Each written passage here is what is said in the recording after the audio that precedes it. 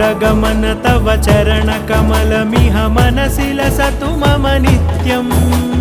गरुडगमन तव चरणकमलमिह मनसि लसतु मम नित्यम् मनसि लसतु मम नित्यं मम तापमपाकुरु देवा मम पापमपाकुरु देवा मम तापमपाकुरु देवा मम पापमपाकुरु देवा